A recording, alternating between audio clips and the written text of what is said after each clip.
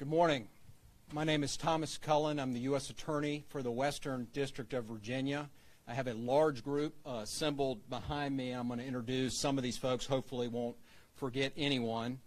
Joining me at the podium today is Acting United States Marshal Brad Sellers, Don Snyder, who is the Chief Inspector for Gang Enforcement with the United States Marshal Service, my friend Roanoke Police Chief Tim Jones, Roanoke County Assistant Chief Chuck Mason, Salem Police Chief Mike Crawley, Acting Roanoke Commonwealth Attorney Aaron Lavender, ATF Special Agent in Charge for the Washington Field Division Ashan Benedict, FBI Supervisory Special Agent for the Roanoke Office of the Richmond Field Division of the FBI Greg Hunt, DEA Assistant Special Agent in Charge Mike Barbuti, Lieutenant Colonel Craig Lewis from the Virginia National Guard, Crystal Pulley, Regional Administrator for Community Corrections in Virginia, Gary Hartman, who is from the Washington-Baltimore High Intensity Drug Trafficking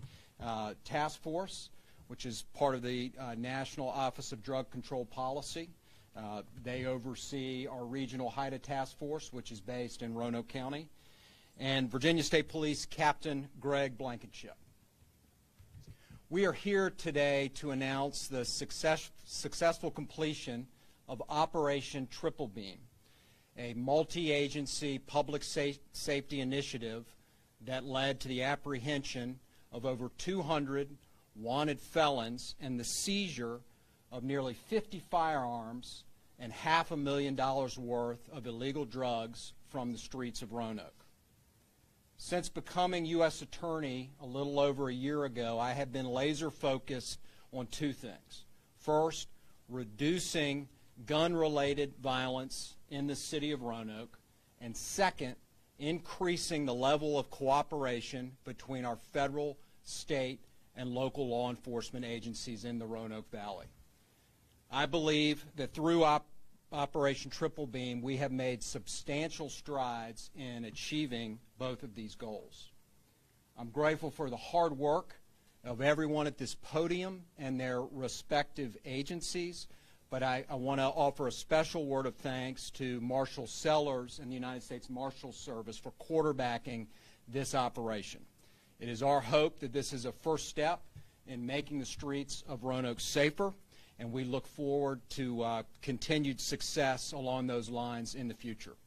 And with that, I'm going to call on Chief Jones to say a few words, followed by Marshal Sellers and anyone else who would like to speak, and then we'll try to answer any questions that you all have. Thank you.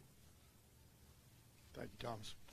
Ladies and gentlemen, I think you can see here on the table before you what is available and what is being utilized by individuals in our community. Operation Triple Beam was a great success. We had great collaborative interaction between local, federal, and state resources, and we hopefully are going to take some people out of this community to make our summer months a little more bearable in this valley. And just like our federal resources and state resources, no one has to mention the need for better control of firearms and the curtail of gun violence in the city of Roanoke.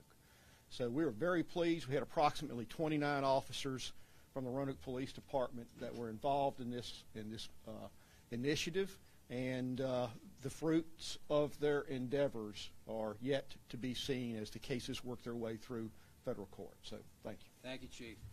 Marshal Sellers. Obviously, as you guys have heard, I want to first start off by thanking all of our partners that you see up here with us. While U.S. Attorney Cullen talked about the Marshal Service quarterbacking this project, much like on a football field, this program would not have been successful if you wouldn't have had all the other players, and the people behind us represent those agencies that helped out with this. The specifics about it, and I know you have a briefing package, we ran this operation for about 3 months, but I want to stress, before that, there was probably at least 2 to 3 months worth of planning that went into this project. Typically, the Marshal Service is involved with projects like this where we'll go out and arrest as many felons as we possibly can in kind of a warrant sweep. This was different. This was a targeted effort to go after the elements that cause this crime, whether it's narcotics, gangs, guns, people that just have violent tendencies. And so it was more of a strategic initiative to look at what the causes in the Roanoke area were for that violent crime rate. And as you can see, as we've displayed, a lot of that has been proven true through this combined effort. So with that, I'll let Don Snyder speak for just a minute. He's our chief. He's the money bag. I will say that this was kind of a brainchild of U.S. Attorney Cullen, seeing it happen elsewhere across the nation. This is not the first time the Marshal Service has done this across our country, although it is the first time that we've done it here in this district. I'm sure that it will not be the last time you'll see something like this occur. Don? Sir. Hello, everybody. So Operation Triple Beam is a national level program. The Marshal Service has conducted approximately 60 Operation Triple Beams throughout the country in the last 10 years, arresting approximately 8,000 individuals and seizing over 2,000 firearms. Operation Triple Beam derives its name from the scale that is used by drug traffickers, the scientific scale, the Triple Beam scale. But what it stands for in our terms, the Marshal Service terms, is that it's a community focused. We're focusing on communities that are in need of immediate relief from violent crime. It's targeted. We're targeting the worst of the worst offenders, the felons that are out there hurting our citizens within our communities. And then it's collaborative. We're bringing all of these law enforcement agencies together, and the U.S. Marshal Service serves as a facilitator. We apply federal resources to the operation, but everybody's working together for the 90-day period on the same page, targeting the individuals that are out there wreaking havoc within our communities. So. Thank you. Sir. Sean, would you like to say anything? Sean is our new special agent in charge for ATF, the Washington Field Division. We're thrilled that he came all the way down from Washington. Thanks for having me. Good morning, everybody. I'd first like to thank all the team here for the partnership and collaboration, the U.S. Attorney's Office, the U.S. Marshal Service, the Police Department for leading this charge. You see 50 guns approximately here on the table. The way ATF can help this endeavor is every gun tells a story. This case is not over. You're going to look at every one of these guns. We're going to trace these guns. We're going to send these guns to the lab, see if they link against our ballistic backbone. If they were, the case is going to continue. So if there are any other crimes that we uncover as part of this operation, it's not over. So those are responsible for that. Just be wary. We're coming for you. Great partnership, great collaboration. I want to thank you. Thank you. Chief Mason, would you like to say anything? Sure. One of the reasons this operation achieved the results that it did is the strong working relationships amongst state, federal, local law enforcement that has existed in the Roanoke Valley for a number of years. Our officers frequently train together. They work together on a number of endeavors, DUI Task Force, Regional Drug Unit, Marshals Task Force, a number of other things. So the guys who were working on this, for the most part, had already worked together, had trained together, they knew each other, so there wasn't a period of time where we had to crank things up. These guys were already used to working cases together, and it helped this endeavor come together and be as successful as it did much quicker. Thank you, sir. Chief Crawley. Again, to reinforce what's already been said, it's a collaborative effort on all law enforcement part. The city of Salem took a very small part in this, but going after bad people in our community is very important. And it starts us working together, coming together, and utilizing our resources at the federal level and state level. I'm glad that we were able to participate. Thank you very much. Mark Barbuti. Mike, would you like to say anything?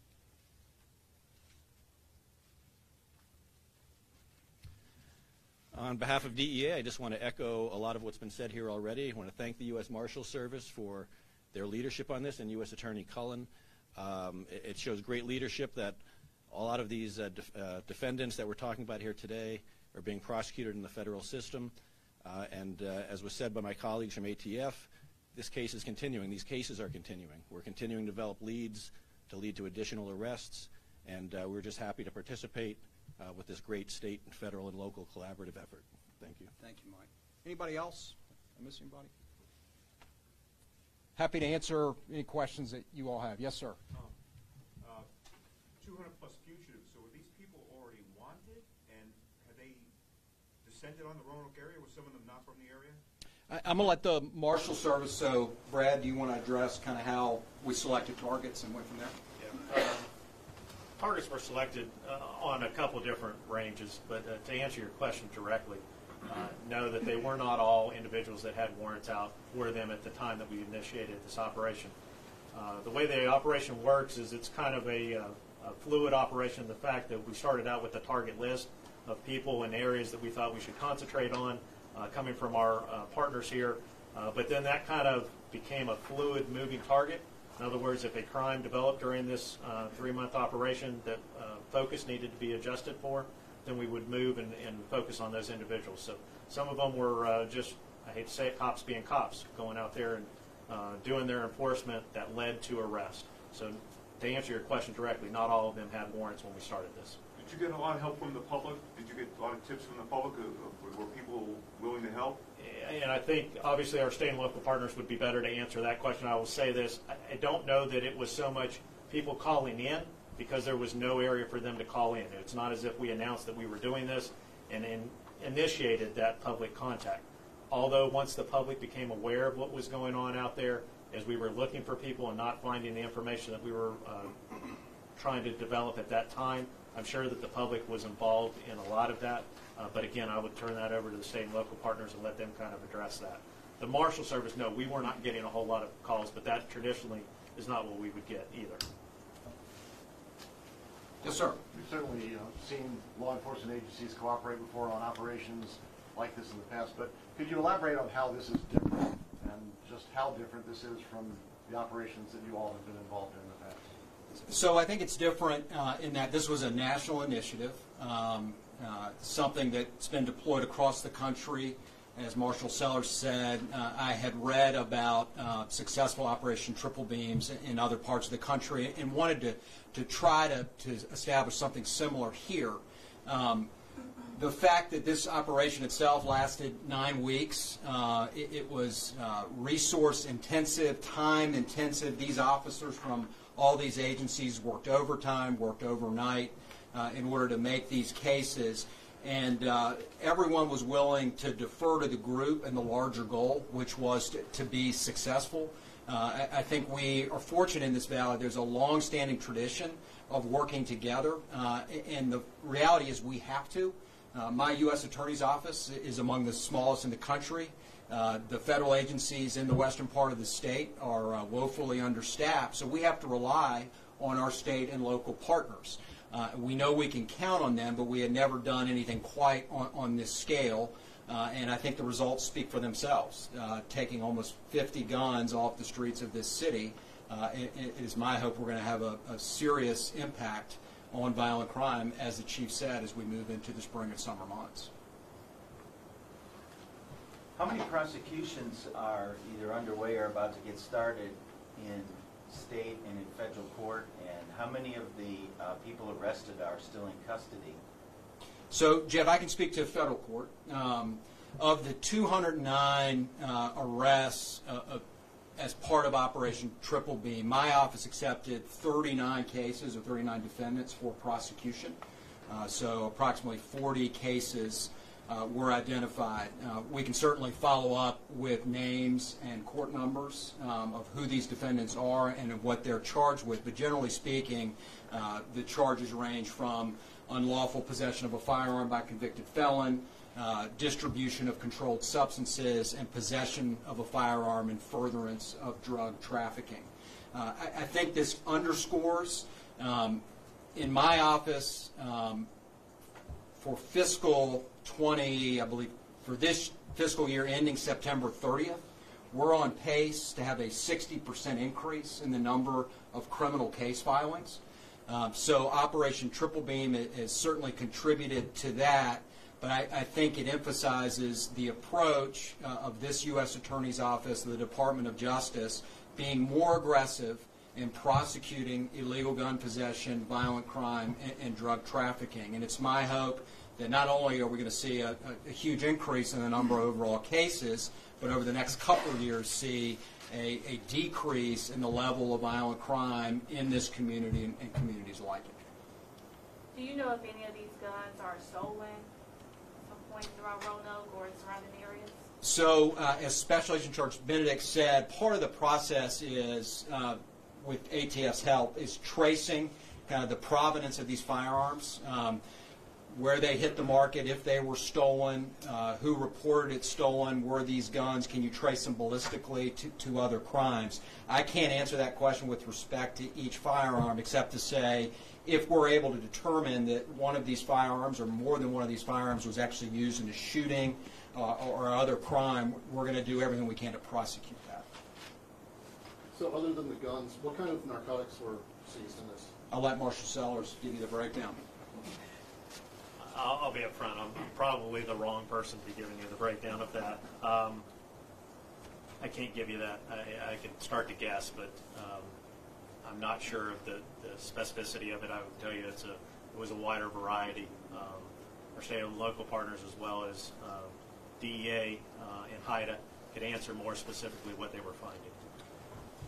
And I can tell you generally, it ran the gamut from marijuana to heroin. I think there was a large seizure of methamphetamine as part of this, and other substances as well. But those were the three main substances. And I think the total weight was approximately 15 kilograms. Is that right, Matt? 16 kilograms, with a street value of $500,000. So not an insignificant amount of illegal drugs, all coming from a relatively small community.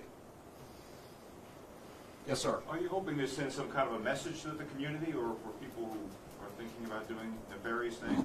Sure. So hopefully the message that we're conveying today and is through our other enforcement initiatives is, if you possess a firearm illegally, you're a convicted felon, you're engaged in drug trafficking, you're possessing a firearm, if you commit acts of violence in this community, there's going to be a robust federal, state, and local law enforcement response. And if I'm able, the U.S. Attorney's Office is going to prosecute those cases federally, and you risk being sent to federal prison.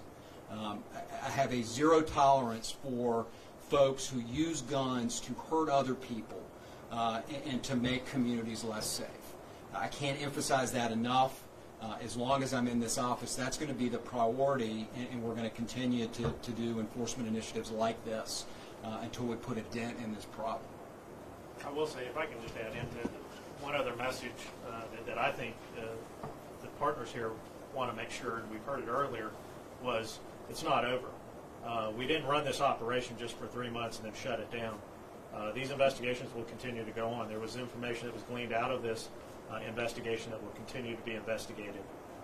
The relationships, as you heard from Assistant Chief Mason, they were always strong to begin with, but I think they're even strengthened even more now. So the collaborative effort that's going to continue to ongoing. So this isn't the end. That would be my message. There'll be more to come out of this. Yes, sir. Chief Jones, we've heard you and others before you speak of the difficulty of investigating and prosecuting violent crime, especially when people refuse to speak to you, witnesses refuse to come forward. Is this what it's going to take to get a handle on Roanoke's? Well, I think the collective efforts of both the citizenry and law enforcement are vital. That's why we continue to engage the community and build relationships, because it's only through that dialogue that people feel comfortable coming forward and providing us some level of intelligence over who may be a nemesis to their community. And we have seen some of that actually take place during this operation. And we will not waver on our commitment to making communities safe and our commitment to community policing and the value it has to making people accountable for the evil that they inflict on others or the intimidation that they try to bring to the communities where good folks live. For those of us who do not use firearms on a regular basis, could someone tell us what is on the table? Give a couple. You said every gun has a story. Maybe give an example of how that's true. Sure. We'll defer to ATF. We have several semi-automatic pistols. You have some revolvers. some long guns as well, shotguns. So ATF operates the National Integrated Ballistic Information Network. It's a national system where police departments can take casings from shootings, and not only the guns, but if there's casings found in a shooting, there's no gun recovery. The cases go into the system, and when a gun or another casing from the same gun is recovered somewhere else, we'll get that information, right? We'll get that link. It's shared with the police department, number one. Homicide and robbery shooting investigation team gets that information and can start painting the picture, right? So if there's one gun used in 5 different shootings across the region, we'll have that information, and every individual investigator can start to compare notes, right? There might be commonalities in terms of a car, clothing, accomplices, patterns in which those crimes were committed. So that's the type of thing we're looking for. We're looking for use of science, additional old-fashioned boots-on-the-ground investigation to help incarcerate those individuals that are wreaking havoc in our communities. That's your question. Thank you. And could you speak to the range of weapons again? I see what appears to be a semi-automatic something there, but are these just pretty much run-of-the-mill weapons that you expect to find on the street, or was there anything that's particularly unusual? From what I see here, and I haven't examined that closely, you have some decent firearms, and you have some cheap firearms that are easily accessible, that are not used for anything other than, I would say, criminal conduct. They're not used typically for home ownership or for hunting. Things of that nature. They're cheap firearms, easily available on the secondary market. That's typically what we see when we conduct these type of roundups, and these type of junk guns that are recovered in law enforcement operations. Any other questions? I got a question. During the operation, dozens of people were involved, many weeks of effort. Was there any gunfire? Was there any injury to a law enforcement person or a suspect target? Any significant property damage? Let us a little bit inside the operation so we can see how it went. To answer your first part of the question, was there any officers injured? Not that we're aware of. Nothing's been reported, at least that I'm aware of. Suspect injuries, nothing that I am aware of that caused any hospitalization. There may have been people that claimed an injury that were treated at the scene and released, but there's nothing that I'm aware of or anyone was hospitalized. Significant incidents, none that I'm aware of that would rise to that. If there were any, it likely would be part of an ongoing investigation, so I can't speak toward that. But nothing that comes to my mind is what I would consider significant for an operation like this.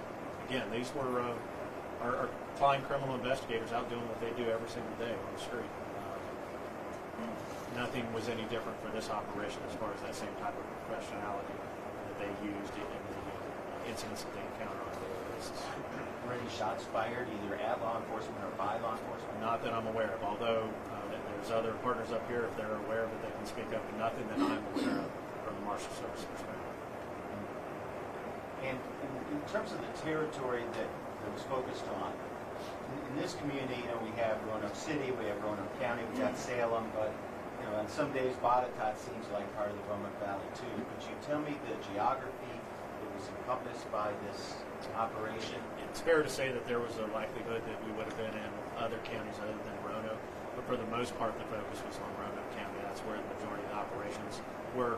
For me to say that it didn't bleed over into some of our attaching counties, that may not be true, but we didn't focus on those counties either. It was mainly the Roanoke County where the focus was on this portion of the operation. Roanoke County and Roanoke City? Yeah, the Roanoke County area is what I'm talking about, yes. Okay. So that's not to say that, again, criminal element is mobile. That doesn't mean that they didn't lead to other investigations or apprehensions outside of Roanoke County, but the focus for this operation was the Roanoke County area. Do you have any estimate of how many people this size a law enforcement team would normally arrest in 3 months or 9 weeks, whatever it was, so we have something to compare 209 to? It sounds like a big number. I think to get to your question, I can put Chief Snyder on the spot. In my opinion, based on my belief, we did exceptionally well. And when I say we, collectively, It's because of the effort. And it was mentioned up here, I believe, U.S. Attorney Cullen mentioned it. These guys were working night and day. And it wasn't me or likely a lot of the people that are standing up here. It was the street officers, the street level investigators that were out there working 12, 14-hour days, multiple days a week that led to this. So I will put the effort that we've seen in this operation up against any other operation that I've been a part of, and I'd like to say across the nation as well. So, but if you're looking for specifics as far as comparison, Chief Snyder may or may not want to touch on that.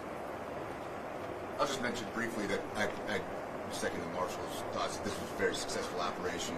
We have performed Operation Triple Beam in cities as large as Houston, Texas, and areas as rural as northern Mississippi. And this operation, Roanoke, a county of this size, very successful operation. The results were more than I had expected as far as arrests, seizure of firearms, seizure of street value narcotics, and total federal prosecutions and investigations conducted as a result. Everybody came together and performed a really successful operation with no injuries to law enforcement. What did you expect going in terms of arrests? It's hard to say when I'm making, when I come to the city and start with the pre-mission briefing. These operations take 3 to 6 months to plan, and it's hard to know what to expect. We've had operations with as few as 50 arrests, all the way up to 300 arrests in the Houston operation. But so 209 arrests for Roanoke County is very, very good. And Houston had just 300? Correct. In more or less the same time frame. 209. And it just says something about the work ethic and the hard work of the officers. Mr. McCluskey, the arrest here, over how long was the time was that arrest? It was a 90-day period. Over 90 days. Any other questions? Yes, could we hear from the gentleman on the end? You appear to be in a uniform of some sort, and I'm just wondering who you are and what your role was. Yes, sir. My name is Colonel Lewis. I'm the counter-drug coordinator for the Virginia National Guard. The Virginia National Guard provides analysts or support personnel to requested agencies to combat any kind of criminals or crimes with a drug nexus. So that is what we provide in this case. The localities here requested support, so we provide this. Is it unusual for the National Guard to get involved in something like this? We actually have had a program, the National Guard, for a number of years now, since 1989. So it's been a long one, although it's a much smaller footprint. We've only got 38 personnel total. Anything else? Well, I got one more question. Yeah. 39 federal prosecutions out of 209 arrests would suggest 170 state prosecutions are planned. Is that a correct assumption? I think that's a correct assumption. I know Aaron Lavender is here and maybe could speak for Roanoke County. Don Caldwell's not here, but you want to give us a sense, Aaron, as to how you all are handling some of the state arrests and prosecutions? Sure. I can't speak to an exact number of cases that are coming through Roanoke County courts. This operation dealt with a lot of individuals who had already had outstanding warrants for state charges, and so we will follow through with the prosecution on those cases. Some of these cases that I'm aware of, during their apprehension, there were new charges that came to light, and I believe that may be the source to many of the federal prosecutions that are in existence. And again, I really would have to echo many of the comments that have been made earlier today about the coordination efforts between federal, state, and local law enforcement agencies. Our coordination with the U.S. Attorney's Office, not only related to Operation Triple Beam, but to other matters as well, just a coordination of trying to find the best venue for prosecution. If the case, if it is better suited for federal court, let's see if the U.S. Attorney's Office can handle it. If it's better suited for state court, we'll take those cases. Anything else? We're talking about the Roanoke Valley, aren't we? We're talking about the Roanoke Valley, Roanoke City, Roanoke County. There may have been a little bit of activity in Salem, but predominantly Roanoke County and Roanoke City. All right. Thank you all very much for coming.